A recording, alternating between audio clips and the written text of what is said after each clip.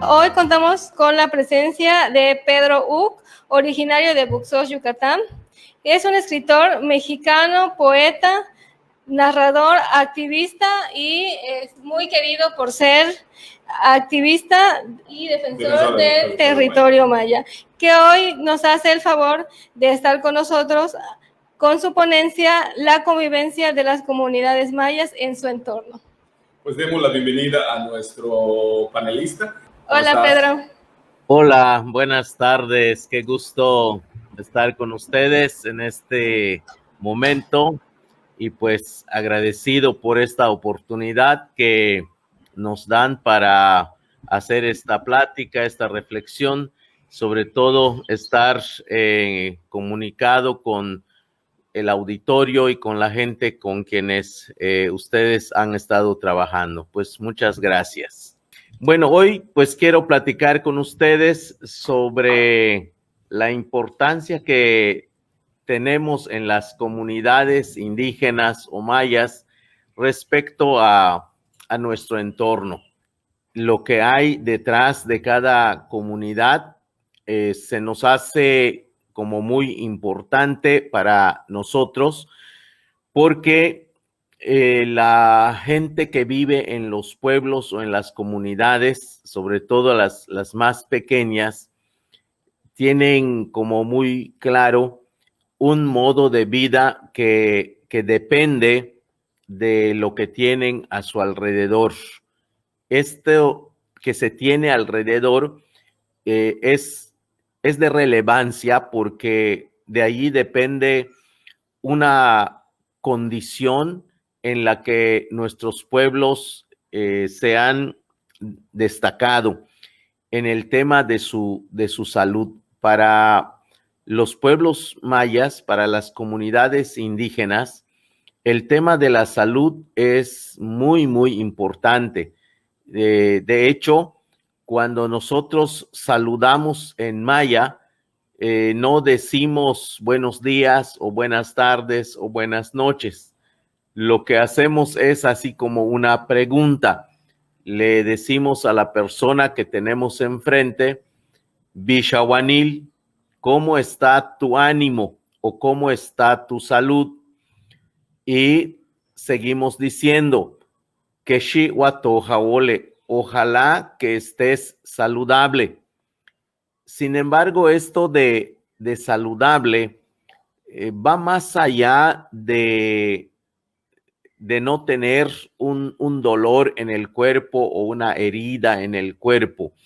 Este tema de la salud pensado en maya y entendido desde las comunidades mayas tiene que ver con una forma de vida que es importante para el ánimo. Esto que en maya llamamos ool es un término que nos ayuda a entender el nivel de equilibrio que hay entre el ser humano y la vida y su entorno y lo que lo rodea. Entonces, cuando nosotros saludamos y decimos Bishawanil, Keshiwato, Jabole, estamos deseándole a la persona que su salud esté en equilibrio con los demás, con todo lo que tiene alrededor y además no es solamente una salud común, sino tiene que ver también con la alegría y con los satisfactores que necesita la vida. Es decir, el Toj Awol significa que debo estar contento, debo estar complacido, debo estar alegre, pero también debo estar entretejido con todo lo que me rodea.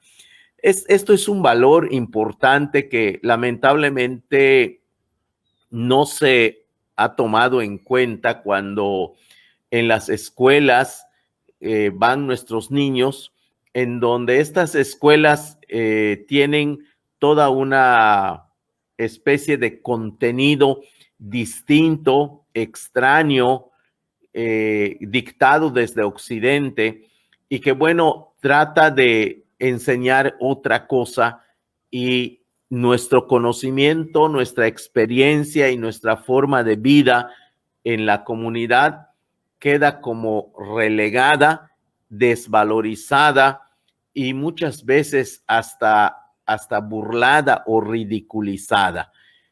Es lamentable porque si se llegara a tomar en cuenta esta forma de pensar, tal vez no solamente serviría como un conocimiento más, sino como un contenido que se puede incorporar dentro de la formación de nuestros niños para que puedan apreciar su entorno.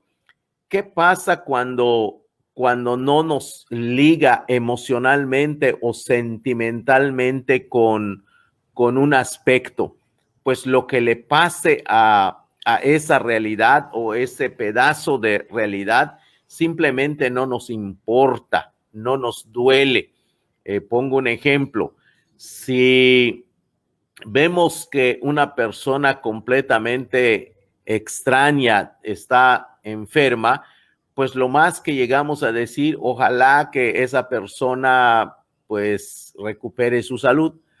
Pero si quien está enfermo es papá o es mamá o es hermano o es hijo o es esposo o es esposa o es abuelo o es alguien en la familia tan cercana con quienes crecimos, con quienes aprendimos a hablar, con quien aprendimos a jugar, con quien aprendimos el nombre de los pájaros, de los árboles, con quien pudimos inclusive echar relajo y hacer travesuras.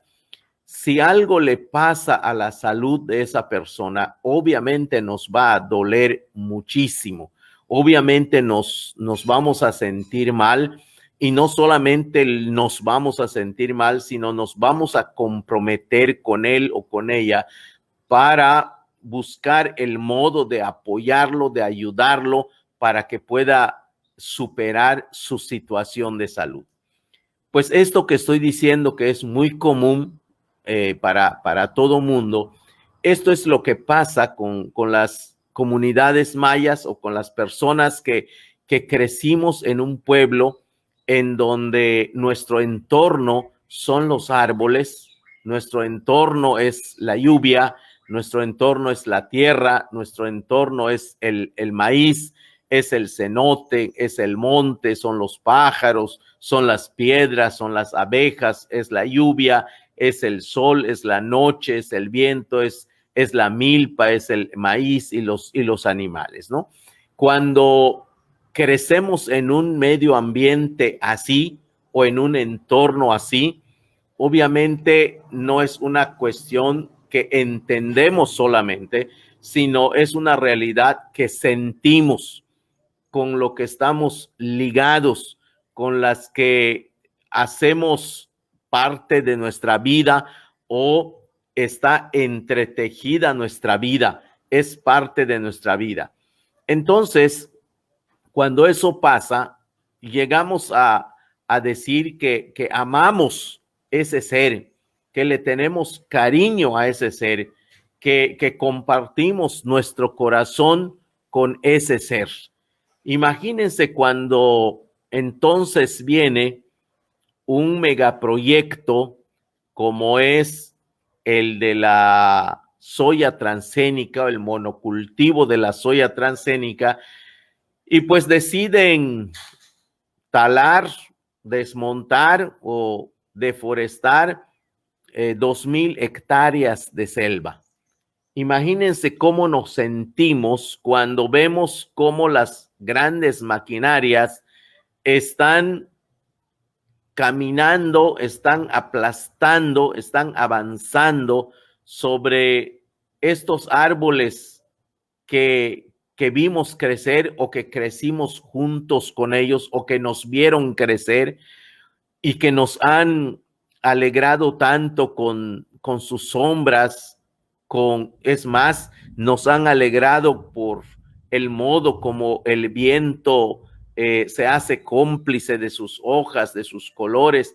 Entonces comenzamos a sentirnos mal y decir, pero pues es que esto no es posible. Y aquí es donde descubrimos cosas porque vamos preguntando, ¿y por qué pasa esto?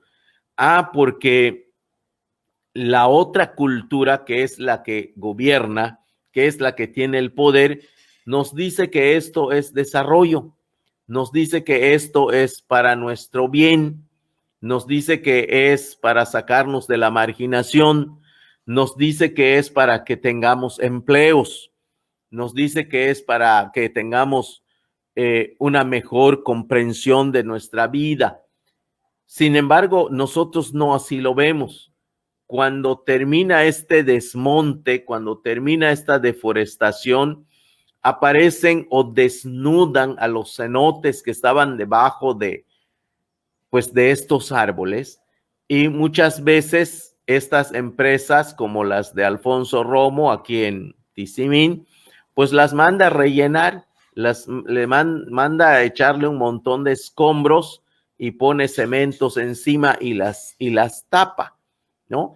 Igual hay muchos insectos, entonces contratan avionetas y pasan y las comienzan a fumigar y se mueren una gran cantidad de abejas que son las que polinizan la tierra, las que recogen pues lo necesario de las flores para que nosotros pudiéramos tener miel. Igual se mueren muchos pájaros. Igual la tierra comienza a ser envenenada con glifosato o con el mismo fertilizante que le ponen, es una especie de droga porque es una cantidad de químicos y que bueno, durante 10 años se le puede explotar, pero después de eso la tierra se muere, deja de producir y bueno, pues con lo que llaman en Occidente el cambio climático, la lluvia comienza a ser irregular y todo este tipo de cosas, como el sol como que se calienta mucho más, el viento no sopla en el momento que estamos acostumbrados a ver, obviamente el maíz no da buena cosecha, la milpa se muere y los animales también se pierden debajo de las grandes maquinarias. No dejo de pensar en las tortugas, no dejo de pensar en las tuzas, cómo las grandes maquinarias industriales pasan por encima de ellas y las despedazan y las asesinan. Y curiosamente las investigaciones universitarias dicen a veces se pierden los animales y se extinguen.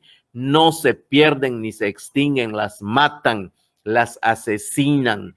Y bueno, pues nosotros aprendimos como pueblos indígenas a convivir con este entorno.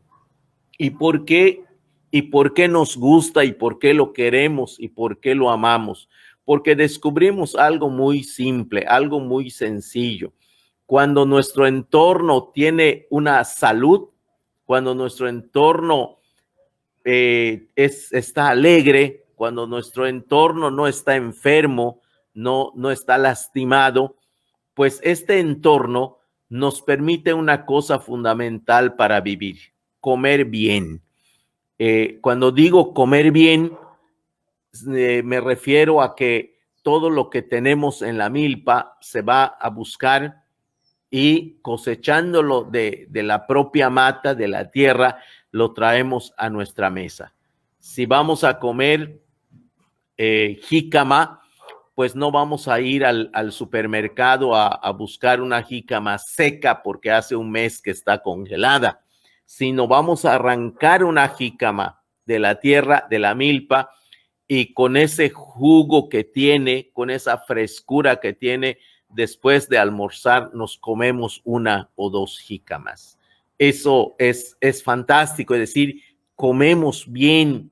Si queremos, por ejemplo, comer plátanos, igual es ir a la milpa y cortamos 1/3 de plátano y tenemos plátanos para comer, y así podemos hacer con el pepino, así podemos hacer con la sandía, con el melón, con el chile, con el tomate, con la cebolla, con el cacahuate, con el macal, con el camote, con todo lo que se siembra en la milpa, pues nos permite comer bien, nos permite estar bien. ¿Cuál es el resultado de comer bien? El resultado de comer bien es que nos convertimos en hombres y mujeres sanos, y por eso siempre he mencionado que hace más o menos 40, 50 años, aquí no se escuchaba que la gente esté enferma de diabetes o de hipertensión o de estas enfermedades como muy clásicas que hoy se llaman obesidad y cualquiera otra de estas modernas que se provoca por la comida rápida, por comer plástico, por la Coca-Cola y por todo este tipo de cosas, ¿no? Entonces, comemos bien y ¿qué es lo que nos da la comida? Pues nuestro entorno, la tierra, si está sana, pues va a producir.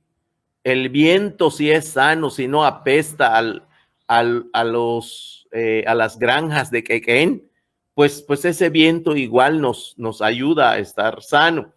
Y la lluvia que cae, pues es lluvia no ácida, es lluvia de agua buena, de agua dulce, de agua fresca. Y eso nos permite estar bien, no solamente comer bien. Es decir, si nuestro entorno está sano, pues también nosotros vamos a estar sanos. Y esto es muy importante porque la vida que nosotros entendemos, pensamos, vivimos y experimentamos no tiene esa ambición o ese objetivo único de hacer dinero. Sembrar la milpa, a nadie se le antoja que se va a hacer rico, va a hacer un montón de dinero con eso, porque no es cierto, porque no va a ser así. No es también para eso. La milpa se siembra para que se pueda tener alimento, para que se pueda comer y comer bien y comer sano. Lamentablemente hoy lo que decimos respecto a la comida es que se ha industrializado y comemos mucho plástico y eso es lo que nos enferma. Y las bebidas embotelladas, azucaradas, le han hecho tanto daño a la gente en muchos sentidos. Primero, los envicia y mucha gente que toma tanta Coca-Cola, pues a veces critica a los drogadictos de este vicio, pero no se da cuenta que también está en ese mismo vicio de tomarse la Coca-Cola 3, 4, 5 veces al día.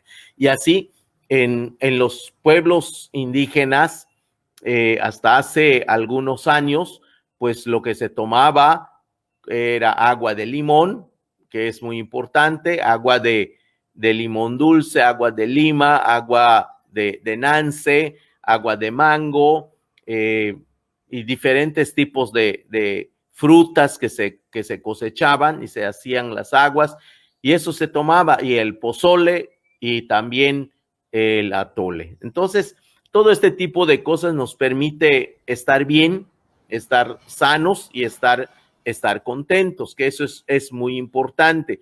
Entonces, pero el comer bien no es lo único. Cuando nuestro entorno es sano, también nos permite hacer otra cosa que es muy importante para que nuestra salud vaya un poco en esa misma línea.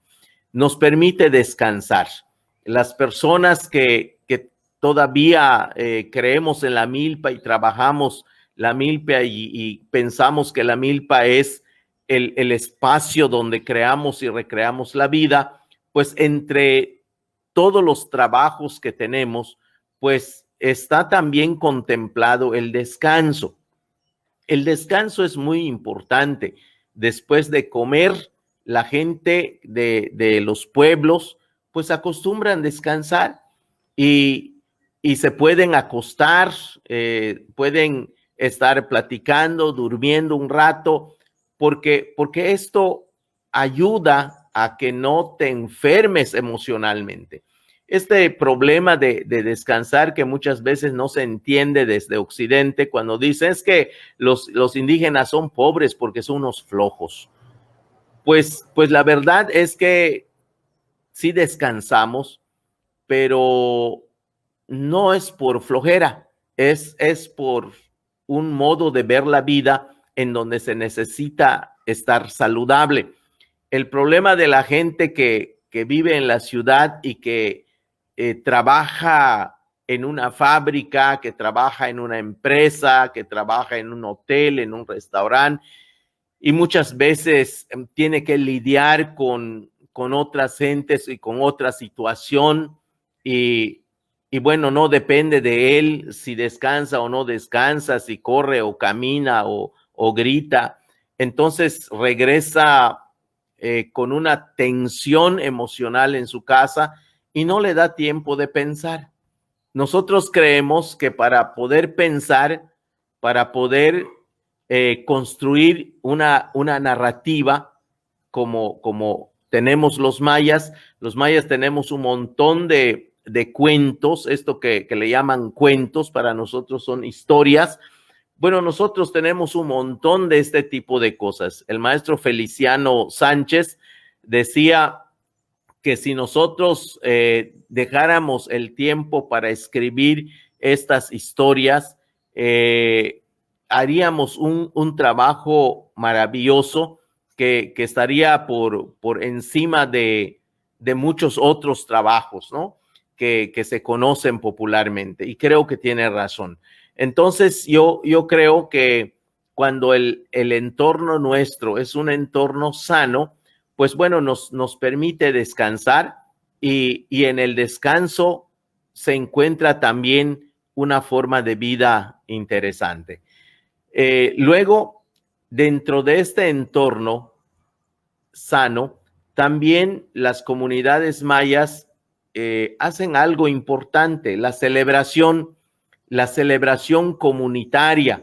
Esto de la celebración se hace casi siempre en torno a la milpa, en torno al maíz, en torno a la cosecha, porque estamos ligados a eso. Las celebraciones que se hacen, como el chachac, como el Hetzlum, como el Tich, como el Bancuná, todos estos tipos de celebración agrícola que se hace, pues es un reconocimiento a todos los seres o formas de vida que intervienen para fortalecer esta forma de vivir que tenemos. No es solamente una celebración hueca de humanos, sino es una celebración en donde la lluvia, donde el sol, donde la luna, donde la oscuridad, donde la luz, esto que nosotros llamamos Yom Tziloh, son quienes también participan en esta celebración, porque son los que han participado también en el trabajo. Es decir, cuando hacemos la milpa, a nosotros los humanos nos toca una parte, pero la otra parte le toca a los no humanos, que nosotros sí creemos que sí son también humanos, solamente que han trascendido esa humanidad. Y me refiero a la lluvia, me refiero al sol. Decían nuestros abuelos, nosotros tumbamos el monte, pero al tumbar el monte, si no se calienta el sol y la tierra y el fuego no hace su trabajo, pues no tendríamos milpa. El fuego hace un trabajo importante, quema, absorbe todo lo que está cortado en la milpa. Pero imagínense si la lluvia dijera, pues está bien, ustedes ya tumbaron, ya quemaron, pero yo no quiero regar su milpa. Pues tampoco va a pasar eso. Y el viento, ¿qué pasaría si no hubiera el viento? Pues tampoco se puede dar. En fin, en este modo de entender la vida y de hacerla, de crearla y recrearla, pues se hace como una especie de de asociación familiar y comunitaria, en donde la producción no se ve como una producción para la acumulación de un capital, sino la producción se hace en función de nuestra salud, de nuestra vida y de asegurar la comida y la convivencia. Pues eso es lo que se celebra, eso es lo que celebramos, eso es lo que hacemos. Pero además, esta celebración tiene una parte muy, muy interesante, muy fundamental, que es la de compartir. Esa celebración termina en el momento en que ya está la comida y la comida se reparte a toda la gente, a toda la comunidad, a todo el pueblo. Y es bonito ver cómo viene la gente, todos en la comunidad, todos amontonados, comemos lo que se ofreció, pues ya sea el pib, ya sea el isua, ya sea el elote asado, el elote pib, o el atole, o el chocó, o la sopa, o todo lo que se pudo hacer, se comparte. Y otros vienen hasta con la ollita para que se lleven un poco en casa. El tema es que eso se tiene que compartir entre todos. Esta celebración nos da vida. Esto no se ve en la ciudad, en donde los grandes fraccionamientos que hoy tenemos, como Francisco de Montejo, vaya nombrecito también que le pusieron, ¿verdad? Es tal vez el símbolo justamente del individualismo y de la atomización de las familias y de la sociedad. En un pueblo no se puede vivir de esa manera. En un pueblo nos conocemos, nos ayudamos, compartimos nuestra comida, compartimos nuestros problemas, los arreglamos juntos. En fin, hay una vida comunitaria porque el entorno se crea para generar una salud general, una salud para mi persona, pero también para mi familia, pero también para mi comunidad, pero también para mi medio ambiente. Esto es un tema que pocas veces se ha reflexionado, porque el modo de educar, o los contenidos de educación de Occidente, nunca los ha tomado en cuenta, nunca los ha visto como una opción, sino más bien la educación de Occidente ha sido colonizante, ha sido colonizadora, ha sido el rechazar este tipo de cosas e imponer ese modo en donde nos jalonean a los pueblos indígenas. Nos jalonean por el capitalismo y nos jalonean por el socialismo, y nosotros lo que decimos es tan sucio el primero como el segundo. Es tan hiriente lo que hace el uno como lo que hace el otro. Entonces nos pelotean en medio de dos fuerzas que son las que han tomado el poder y que lamentablemente nos quieren desaparecer, ambos. Entonces, en este entorno donde se comparte, dijimos, se come bien, se descansa, se celebra, se comparte, es un entorno también donde se respeta. Nosotros, cuando tenemos la visita de alguien que no es indígena en la comunidad, nunca hemos tratado de cambiarle su modo, sino respetamos su modo, porque hay gente de repente que llega de otro país o del centro del país y quiere vivir en nuestro pueblo. Y la gente en los pueblos, pues la verdad son gente generosa, y le dan una casa, o le prestan una casa, o le prestan un terreno, y muchas veces pues la gente se queda a vivir en este lugar, pero no se le imponen otras costumbres, no se le imponen nuestros modos, sino se respeta su modo de vivir y su modo de ser. Es triste muchas veces cuando por la generosidad que hay en las comunidades, hay gente que que se quiere hasta aprovechar de esto. Cuento un caso concreto que tenemos en una comunidad aquí pegado a Chichén Itzá, que se llama Xcalacop.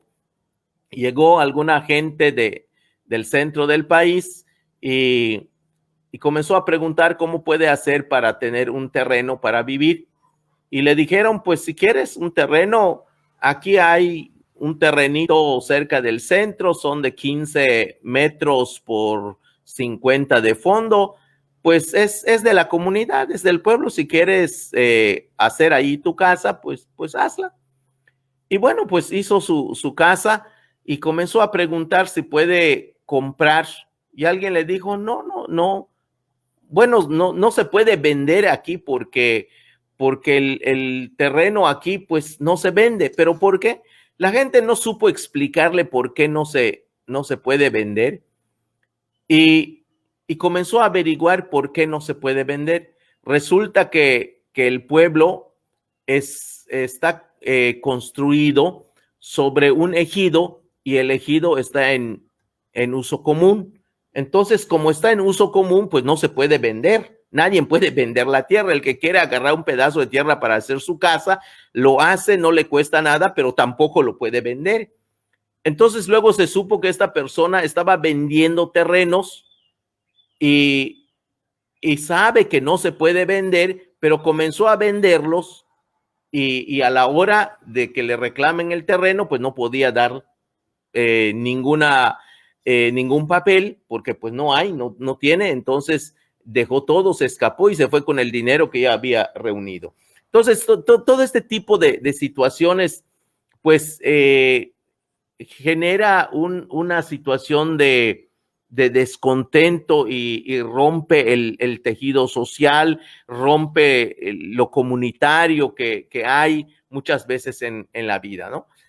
Pero bueno, regresando al tema de la convivencia que tenemos con el entorno en el que decimos que nos permite comer bien, nos permite descansar, nos permite celebrar, nos permite compartir, nos permite respetar, pero también nos permite acordar. Esto es importante, el tomar acuerdos, es decir, la comunidad se convierte también en un cuerpo que le llamamos asamblea. Las asambleas comunitarias son justamente para tomar acuerdos, para hacer nudos con la palabra. En maya así lo decimos, hacemos moctán. Moctán significa hacer nudos con la palabra. Entonces, tomar acuerdos es parte de lo que también hacemos para mantener sano nuestro entorno, nuestra vida y poder mantener esa forma de hacer nuestra vida cotidiana junto con todo lo que nos rodea. Y bueno, por último, platicar únicamente. Cuando la gente está en las comunidades a estas horas, muchas veces saca una silla en la puerta de su casa y se sienta con alguien de la familia. Están entre 3, entre 4 en la puerta de la casa platicando muchas cosas, platicando con los niños, platicando con los parientes, platicando con los vecinos. Y bueno, alguien a lo mejor dice, pues qué mala onda que no tiene nada que hacer. No es que no se tenga nada que hacer, sino eso es justamente lo que se tiene que hacer, porque estas pláticas ayudan a no acumular una serie de situaciones que muchas veces le pasa a la gente que necesita hablar y no tiene con quién hablar, y entonces comienza a acumular una serie de emociones y a veces explota y la gente se suicida, o a veces la gente comienza a tener reacciones de mal humor, o tiene que pagar un psicólogo para que le aprieten los tornillos y pueda estar otra vez en un ambiente sano, ¿no? Que muchas veces no se logra. Entonces, aquí cuando platicamos, aprovechamos muchas veces esto de las cuestiones terapéuticas, es esto que tenemos muchas veces en el estómago o tenemos en el hígado y queremos sacarlo. y bueno, hacemos una catarsis con el vecino, con el pariente, pero tenemos nuestro horario de platicar. Pero no solo eso, también platicamos otras cosas muy interesantes. Se platica el tema político, se platica el tema religioso, se platica el tema productivo, se platica el tema familiar, en fin. También eso ayuda mucho a mantener como muy sano nuestro entorno y nuestra vida. Entonces, en ese sentido, es muy importante para nosotros la convivencia con nuestro entorno y entender que mientras más integrados estamos con la tierra, con el agua, con todo lo que hay, tenemos una mayor posibilidad de conservar nuestra salud y de vivir bien. No solamente esto, en el entorno maya hemos mencionado que está, por ejemplo, esto que se llama el entorno natural, que hemos mencionado, que son el monte, que son los cenotes, los insectos, los pájaros, la tierra, las piedras, las abejas, la lluvia, el sol, la noche, el viento, el maíz, la milpa, los animales. Pero también hay otra parte, hay un entorno espiritual. Este entorno espiritual que tenemos como pueblos mayas también tiene que ver con las creencias. Los pueblos mayas tenemos nuestras propias creencias y no necesariamente estoy hablando del cristianismo, sino creencias que tienen miles de años, que son parte de esta cultura, que han nacido con esta cultura, que se han formado en los miles de años que llevamos en esta cultura. Entonces, nuestras creencias también forman parte de nuestro entorno. Y también es importante saber qué tan sanos y qué tan saludables son nuestras creencias. Muchas veces la gente no tiene creencias saludables. Y bueno, entre las cosas que se discuten a veces aquí en las comunidades es cuando llegan algunos grupos religiosos y cristianos, y estos grupos religiosos comienzan a prohibir cosas que estamos acostumbrados a comer. Hay grupos religiosos que dicen que es pecado comer morcilla, comer cerdo o comer jabalí. Y pues el jabalí, por ejemplo, es un animal que tenemos en la milpa y lo cazamos y lo comemos, pero hay ciertos grupos religiosos que dicen que es pecado comer la carne de estos animales. Hay otros grupos religiosos que dicen que no debemos tomar café, que es pecado tomar café. Otros grupos religiosos dicen que no se debe hacer transfusiones de sangre. En fin, comienzan a haber ciertas creencias extrañas que se comienzan a imponer en las comunidades. Entonces, los pueblos también muchas veces buscan algún modo de revisar la creencia y ver qué tan saludables son nuestras creencias. ¿Cómo medimos la salud de la creencia? Si nuestras creencias le hacen daño a otros, pensamos que no es saludable. Las creencias no tienen por qué hacerle daño a los demás. Es más, debe ser al revés. Nuestras creencias le deben hacer bien a los demás. Y eso es un motivo de reflexión también. Dentro de lo espiritual está también el uso de nuestra lengua maya. También este entorno de la lengua es toda una discusión importante. Hoy sabemos que nuestra lengua maya cada día va perdiendo a sus hablantes, o van matando a sus hablantes, van persiguiendo a sus hablantes, van amenazando a sus hablantes. Y bueno, hoy es importante también que nuestra lengua, pues, la vayamos hablando y vayamos resistiendo el acoso, la persecución que hay detrás por todos los intereses colonizantes o colonizadores que hay, ¿no? Entonces, en lo espiritual es importante también esto.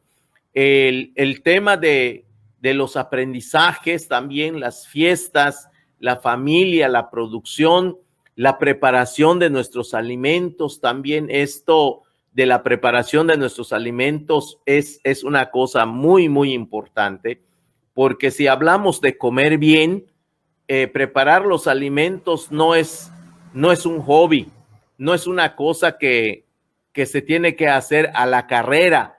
No, la preparación de los alimentos es también un rito, es también un gusto, es también una vocación, es también estar en una forma de convivencia tan saludable con nuestro entorno, con todo lo que nos rodea. Los alimentos son muy importantes. También dentro de lo espiritual están los sueños. ¿Qué es lo que soñamos? ¿Qué tan sanos y qué tan alegres y qué tan interesantes están nuestros sueños? Muchas veces nos da miedo dormir porque tenemos miedo de soñar cosas feas, cosas malas, y muchas veces con todo el miedo que tenemos volvemos a caer en el delirio, en la pesadilla, todo este tipo de cosas. Pero quienes estamos sanos en nuestro all, los que tenemos salud en nuestro all, nuestros sueños son alentadores, son esperanzadores, son alegres y nos permiten hacer una mejor vida, una mejor noche, un mejor día, porque estamos en una especie de convivencia y de tejido perfecto con todo lo que nos rodea, esto que llamamos vida. Es así como entonces se forma nuestro pensamiento. Nuestro pensamiento se forma con toda esta experiencia, se forma con todo este soñar, con toda esta forma de producir, esta forma de convivir, esta forma de tomar acuerdos, esta forma de sembrar, esta forma de mirar la lluvia, de cuidar las abejas. Todo esto se pone como una forma, un telón en donde como comunidad maya aprendemos a mirar la vida. Finalmente, ¿cómo el desarrollismo impacta este entorno? Pues los proyectos desarrollistas han enfermado nuestro entorno natural.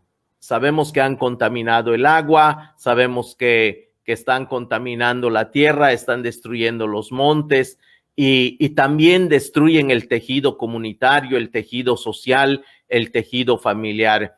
Hemos visto cómo satanizan nuestras creencias, cómo descalifican nuestros saberes y enferman en ese sentido nuestro entorno.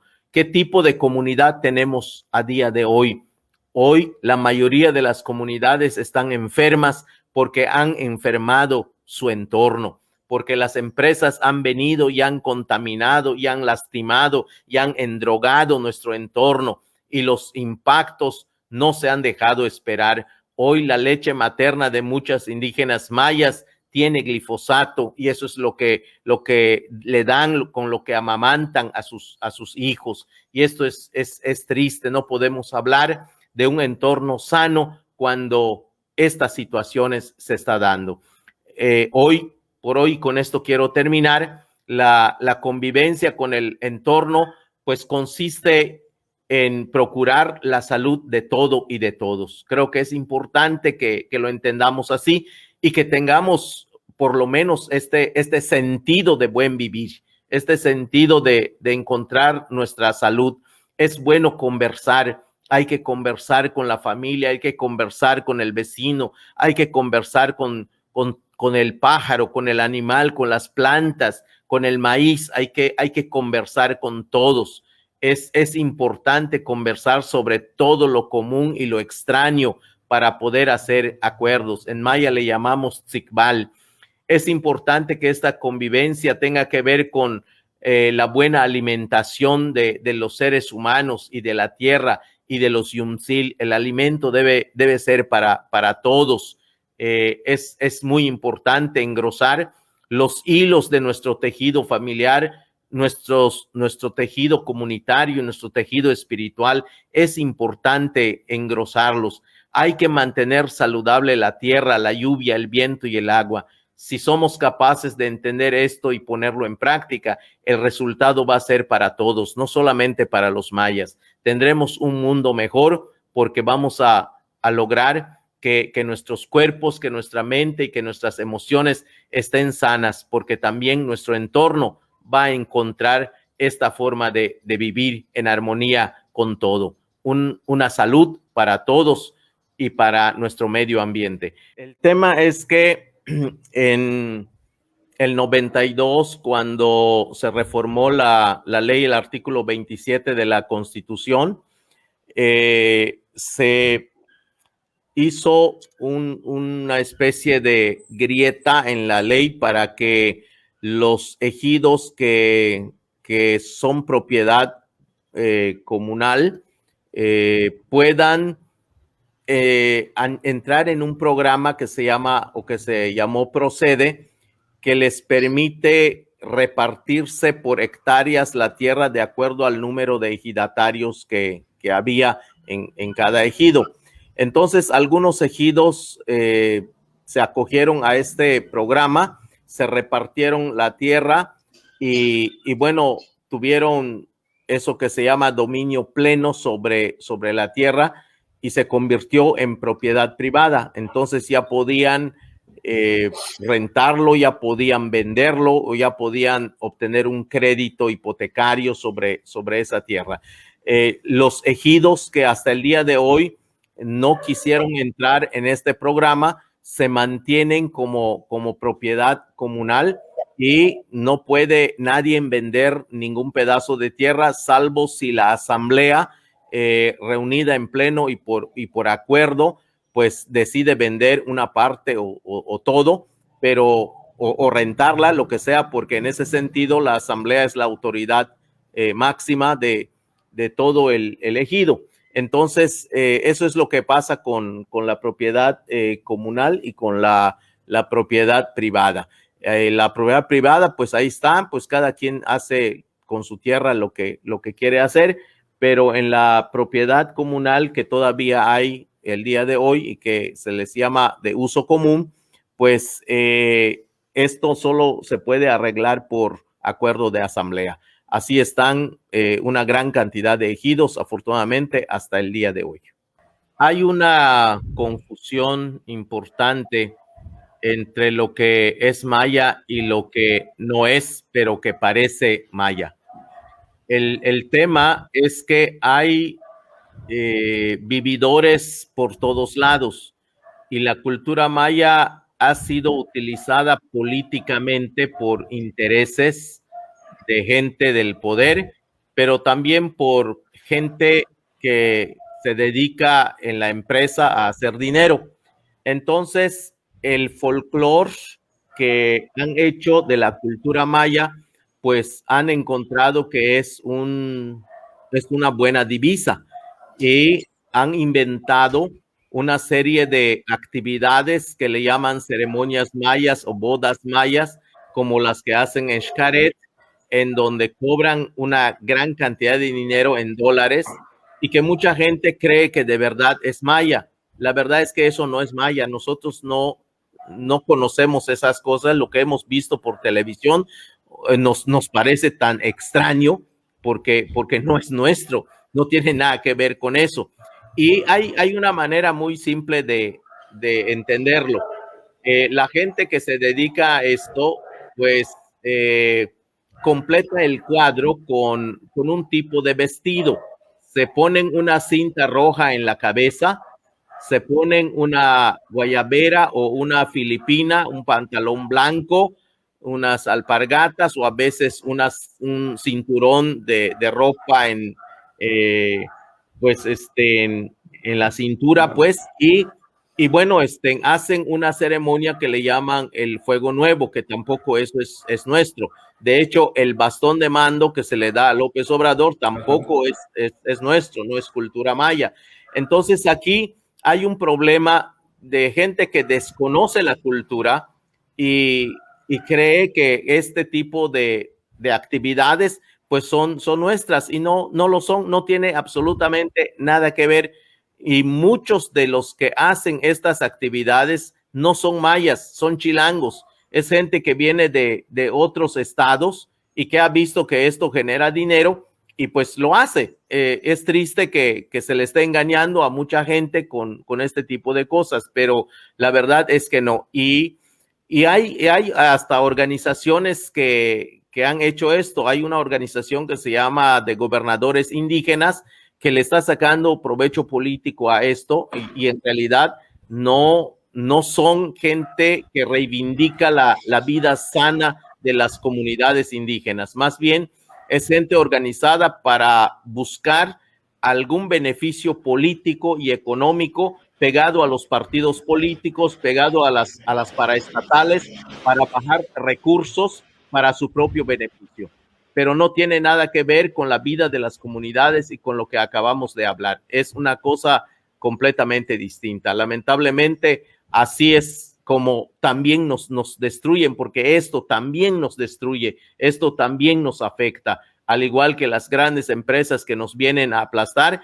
Este tipo de prácticas folclóricas y exóticas con uso político y empresarial también nos hacen mucho daño, pero ahí están y hay que conocerlas. El problema está de fondo.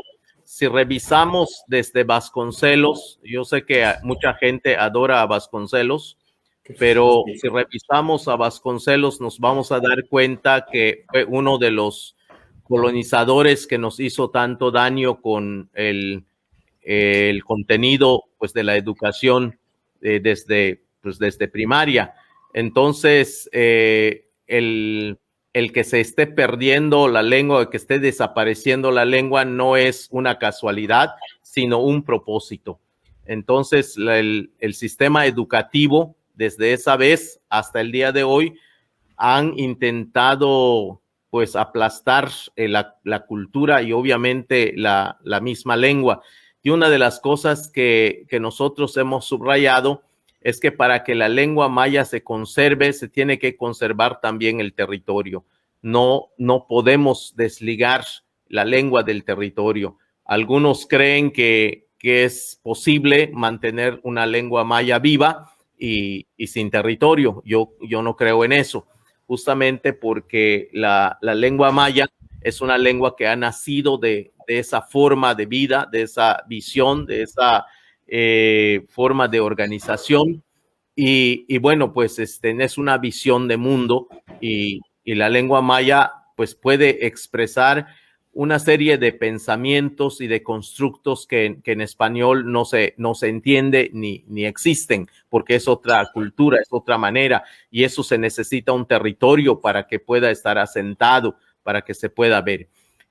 Algunos creen que traduciendo a los sonidos que tenemos en maya, conceptos en español, piensan que es hablar en maya, y eso me parece que es un error. Obviamente hay muchos que no están de acuerdo conmigo, los que están cerca de los partidos políticos, los que están cerca del PAN, sobre todo porque creen que el PAN ha sido muy favorecedor. Me parece que no es así. El hecho de tener una academia de la lengua maya no es una garantía para que la lengua maya siga viva. Más bien, muchas veces el maya lo usan como trampolín para que la gente hable español, que eso es lo que hace la educación bilingüe en las comunidades, ¿no?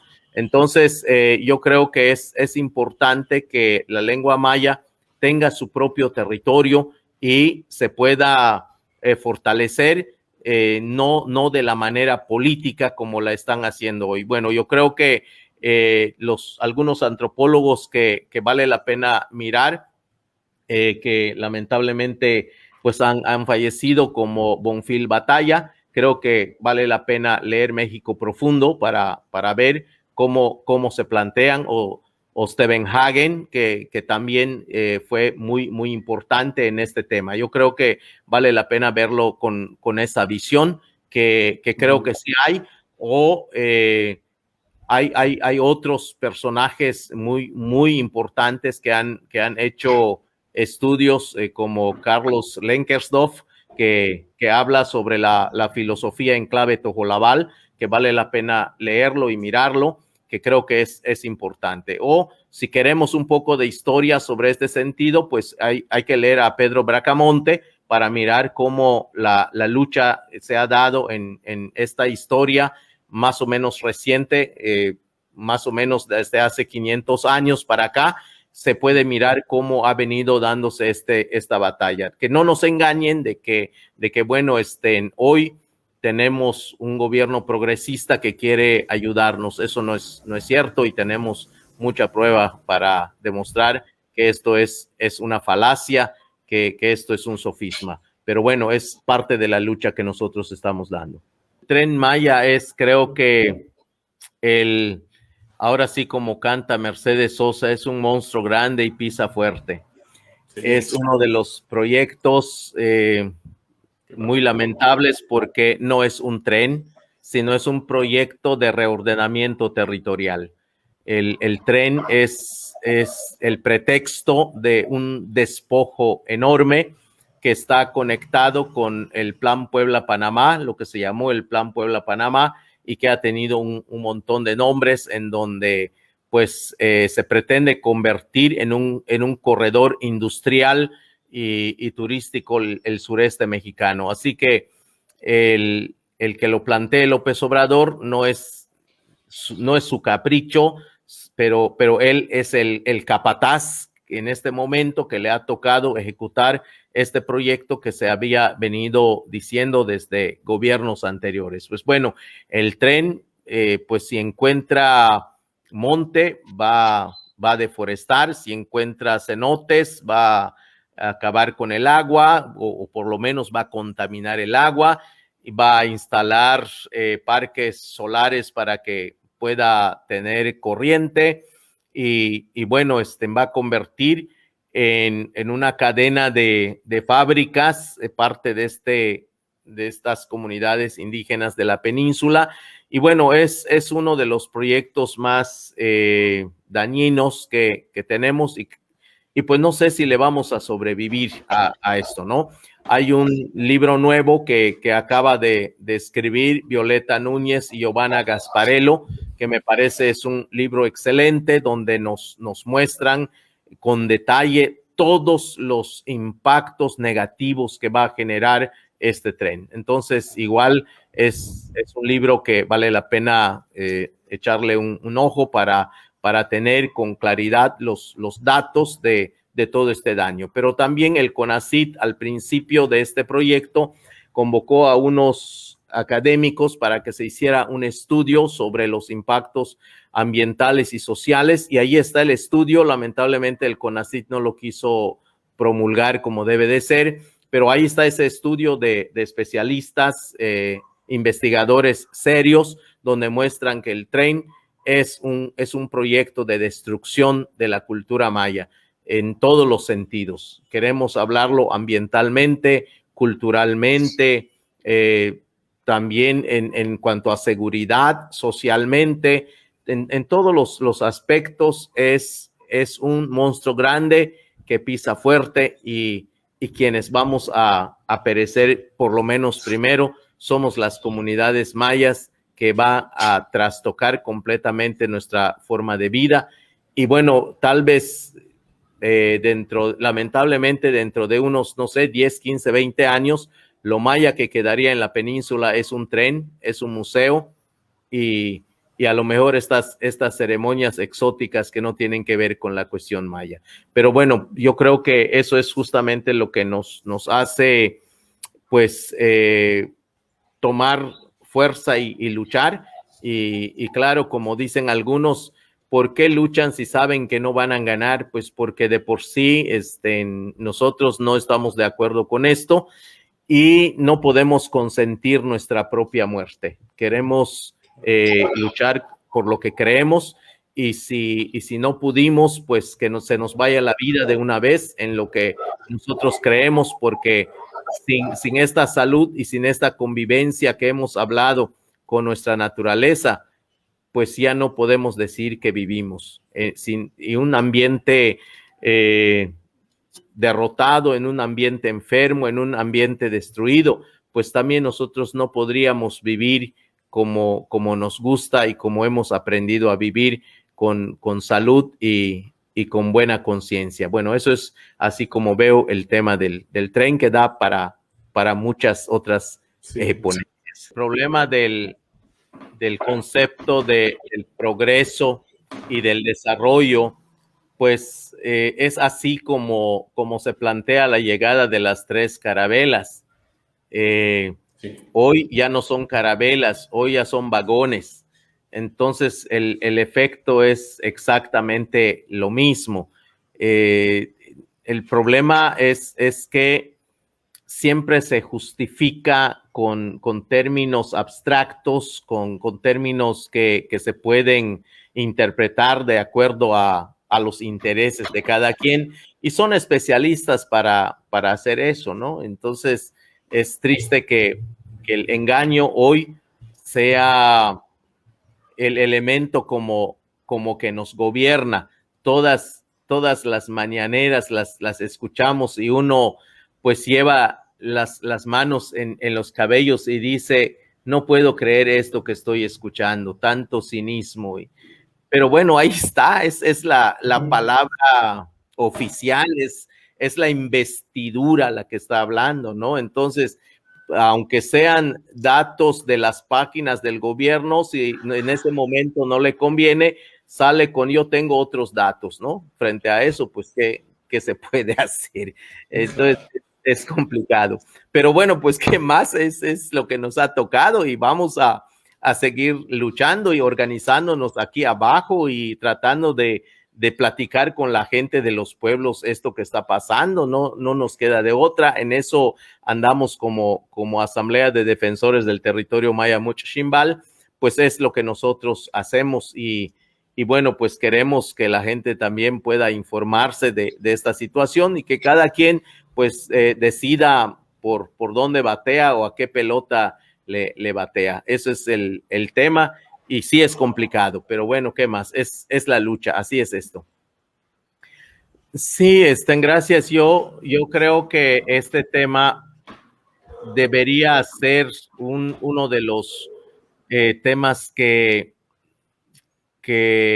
debe recorrer no solamente las comunidades, sino también en la ciudad, porque este tema de convivir con la naturaleza y de estar en armonía con ella, de entender que el agua que está ahí, de entender que los animales que están ahí son parte de la vida, que si no estuvieran, esta salud o esta poca o mucha salud que tenemos estaría peor todavía. Yo creo que la naturaleza ha sido tan sabia de poner en su lugar todo lo que necesitamos para que podamos estar así en perfecto equilibrio con los demás. Entonces, si no aprendemos a sentir a los árboles, a sentir las hojas, a sentir el canto de los pájaros, a sentir la misma lluvia, si no logramos hacernos uno mismo con cada uno de estos elementos naturales, pues yo creo que no vamos a avanzar. Yo creo que es importante que se pueda mirar un poquito más a la cultura maya y ver cómo los pueblos entienden esto. Y voy a terminar este comentario con una experiencia que tuve en una comunidad con una culebra que en español algunos le dicen cola negra. En maya le llamamos ecuneil, que es una culebra roja con la cola negra, efectivamente. Es una culebra muy, muy, muy grande y nosotros en esta zona, en el norte o noreste de Yucatán, lo conocemos así en maya como ecuneil. Y en una comunidad donde fui, que está pegado allá en el sur de Yucatán con Quintana Roo, pues escuché que le llamaron Xipalcán y porque había un niño que vino corriendo con su papá y le dijo, me asustó una culebra que acaba de salir aquí velozmente. Su papá le dijo, ojalá no lo hayas tirado, porque esa culebra es el Xipalcán, es la serpiente humana. Xipalcán significa serpiente humana. Entonces yo le dije, a ver, ¿cómo le llaman a esa culebra aquí? Me dice, es serpiente humana, Xipalcán. ¿Y por qué le llaman así? Porque ella se come a todas las serpientes venenosas y ella no ataca a los seres humanos, sino es para defendernos de las serpientes que sí son venenosas. Entonces aquí anda detrás del pueblo y acá vive. Todas las culebras venenosas que se asoman las come y así nos protege. Y aquí en toda esta zona lo conocemos como serpiente humana, como Xipalcán. Entonces hay un montón de experiencias así tan interesantes, filosóficas, profundas, que hace falta que se entienda, que se comprenda. Y eso nos ayudaría para vivir mejor. La verdad es que eso solo tiene un resultado, elevar el nivel de la calidad de vida que tenemos, ¿no? Y no puede hacerse de otra manera, tiene que hacerse en una íntima relación y un tejido con la naturaleza, con lo natural. Eso es lindísimo y pues lo dejo como parte de esta experiencia. Pues muchas gracias, Pedro, por esta magnífica ponencia. La verdad nos deja mucho para reflexionar. Y para la gente que realmente no ha tenido la oportunidad de conocer toda la cultura maya, pero la verdadera cultura maya no es lo que nos están vendiendo. Es realmente fue realmente una gran ponencia. Muchísimas gracias por estar en Influjo, ¿verdad, Gemma? Y pues, Pedro, aquí estamos, este es tu espacio. Sí. Está abierto para lo que necesiten. Muchas gracias a ustedes, un abrazo, pues ojalá que esto sirva para quienes nos han escuchado y pues gracias por la iniciativa que ustedes tuvieron de hacerlo y la amabilidad de invitarme a participar aquí con ustedes. Un abrazo. Un abrazo, Pedro, y muchísimas gracias por esta ponencia. Nos vemos entonces. Nos vemos Adiós. Entonces. Bye.